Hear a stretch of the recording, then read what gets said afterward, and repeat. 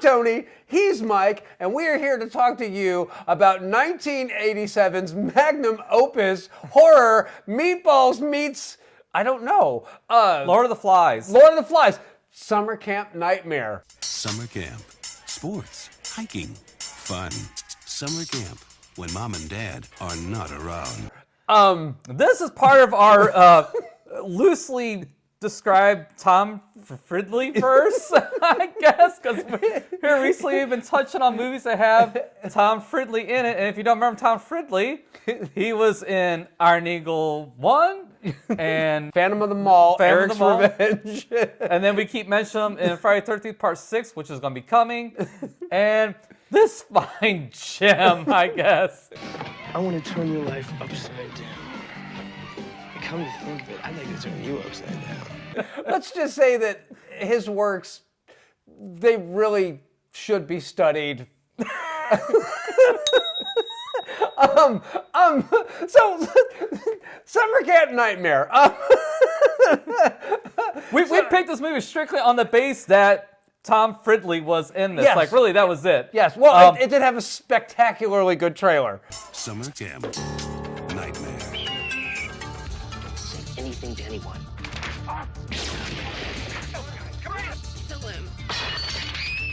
So It did. It was a very misleading trailer because when you watch the trailer, you think you're going to get a, summer camp horror slash, like Friday the 13th. Did you know that a young boy drowned here? His name was Jason. Or Sleepaway Camp or something like that. Welcome to Sleepaway Camp. Someone wants to scare you to death. Sleepaway Camp. You won't be coming home. We did not get that. No, I feel a little cheated, to be perfectly honest with too. you.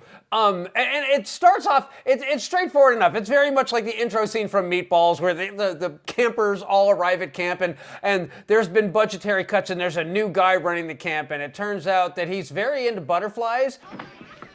What you doing, mister? Oh, this is my butterfly collection, son. I'll take you on a butterfly hunt after lunch. Did you use guns? No, Peter. I think nets will be safe. And he's very Jesus-y, and he feels that it is his job to instill proper morality into the children. He says it's good for our souls. Besides, it's good for your souls. And so the only channel that's on in the rec room is one of those televangelical channels that's just talking about how they're all sinners and they're all going to hell. To save the souls of all the lost and denied sinners of Babylon that walk among us. Well, we're still saving sinners in here. And they are, but that's not the point. The point is it doesn't make for a whole lot of fun when you got to spend 30 days around that shit. And let's not forget the new added punishment of the meditation room. Where you can voluntarily spend some quiet time. Or where you'll be sent if you violate any of the rules. And think about what you've done. And so basically, obviously this is not a good time for the campers or the counselors Or the viewers. or the viewers. And so like a lot of the functions get canceled, and so to take matters in their own hands, they hold a revolution and lock up all the counselors.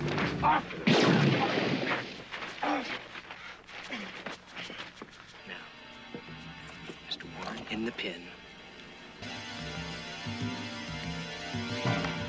And then it's 24/7 party time. Yes, yes, and they liberate the adjoining girls' camps, because there's Camp North Pine, and where all the boys go, and then there's Camp South Pine, which is where all the ladies have their summer vacation.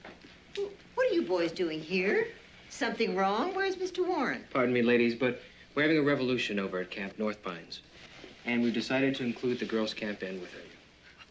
Show her, Stanley. Hey, girls, looks like it's your lucky day. Hey, guys, come on. What do you guys think you're doing? Good morning, all you lovely young ladies of Camp South Pine. This is Franklin Riley, leader of the revolution, and I'm here to tell you that we have just liberated your camp. Have a nice day. It's kind of strange because I thought there was gonna be more killing and stuff in it. I thought there was gonna be more general mayhem. Yeah. But there really wasn't. No. It was still semi-structured for the first couple days up until the time where Tom Fridley rapes a girl. Yes. And actually, it wasn't the rape that was the problem. It was the trial. Because they decided to bring back trial by ordeal, and Tom Fridley has to scale the bridge from the left side to the right side, and if he can make it back, then he's innocent, obviously. I mean, never mind that there's witnesses and there's evidence and all that. And the girl's got a shiner like right here on the side of her face. And a confession! He literally says... Besides, you'd have to lock 50 guys up if you put me away. There's a lot of this kind of stuff going on around here. And so the funny thing about that is like immediately after the trial... It meant nothing because the girls have their own brand of vigilante justice. They pick them up and immediately cart them off, never to be seen again until our narrator, Duck, discovers Tom Fridley. Yeah. He's strung up, Yeah. and they tore his jeans up too, which goes great with the Rocky aesthetic, but man... He was out there for a while, and it was July. He's going to be smelling. Yeah. And then the only other death is when Discount Bon Scott accidentally stabs the Butterfly Man. Yes, the Butterfly Man, and the Butterfly Man was the rifleman. Yeah. Yes. So he's super creepy looking in this too. He looks like he's had a facelift and they just stretched everything back a little too hard, a little too tight. They torqued it. And an obvious dye job on his hair. So you got all that going on, and then. This movie, I'm kind of amazed at the amount of effort that went into it because somebody really believed in this story because they were trying to tell it in a serious way. And they were trying to get performances out of people that aren't great actors. Let's be blunt about it. When Tom Fridley is like one of the best performances in your film, you done fucked up. No way. You're a liar! No, but I will say this for all this film's faults and its preachiness, and it is very preachy. It is somehow weirdly entertaining. Yeah, like I really wasn't tuned down in it at all, even though it wasn't what I was expecting. It's strangely competently done.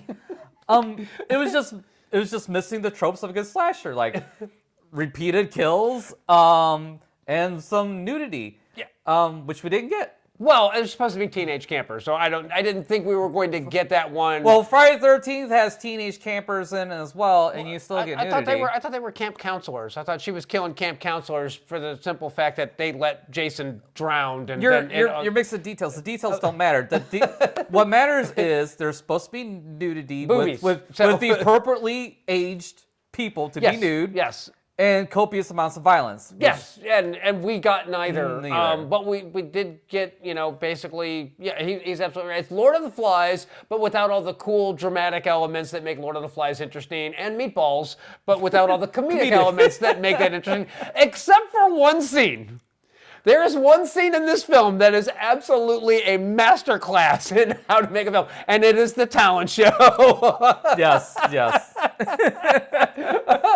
It's actually the scene in the trailer that sold me, along with Discount Bon Scott. My name's Stanley Runk. My friends call me Runk the Punk, and I'm a CIT.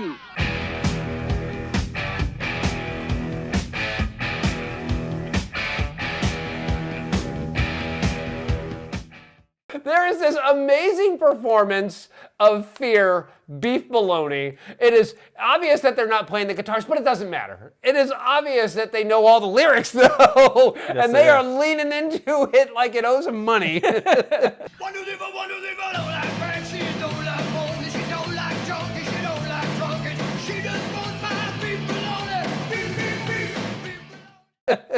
And that's what ultimately shuts down the talent show itself and cancels the dance. Yes, because they should be ashamed of themselves for doing that in front of children. And I'm thinking, the whole camp is filled with kids. Like, who are they offending? They know what's funny, and they know good music. And yes, they do. Yes, they do. But aside from that, I'm just gonna say, it's a weird watch, and it's like I said, it's obviously someone put a lot of thought and a lot of time and a lot of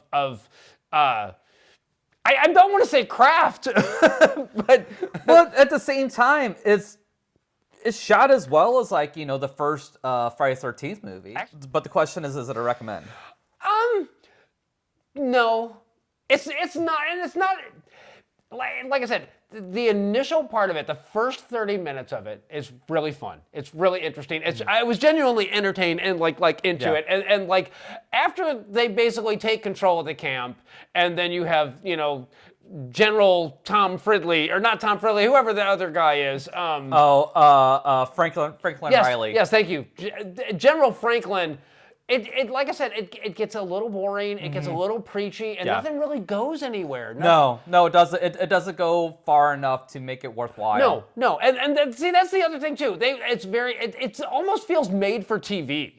And that's the sad thing is, I looked and it had a mild release in theaters, and that was it. And then eventually went to VHS. That was it. This is content for Blockbuster, is what it boils down to, and we talked about that before. But this is a movie that could be redone. It could be done well. It could be done interestingly enough. And weirdly, this is based on a book. Yeah. And apparently it deviated a bit from the source material. I read a lot of reviews that are like, well, the book, does this and this and this. And I thought, that all sounds more interesting. But there's good stuff here. There's interesting stuff here. This movie just was afraid of it. And that's really the thing that I get. And then the ending of this, it's like a big wet fart. It's just like, and then the cops showed up. All right, that's enough. Everybody freeze. Right now. It's like every great party ends with the cops showing up. And the kid who did it is the narc, and that's who you are, Donald Duck. Mayday. This is Camp North Pines call.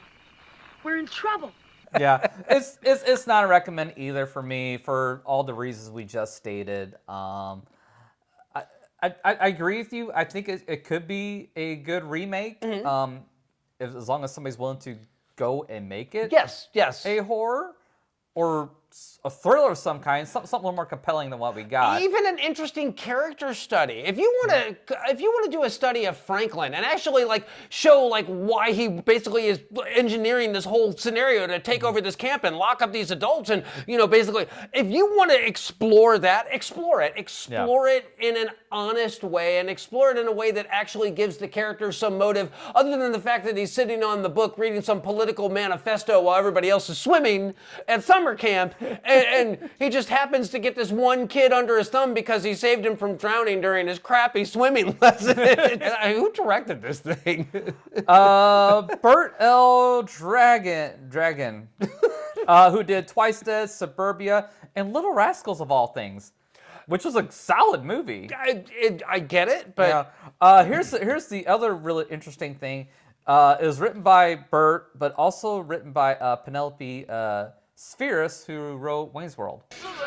Excellent. Hey, excellent show, everyone. Oh. Yeah.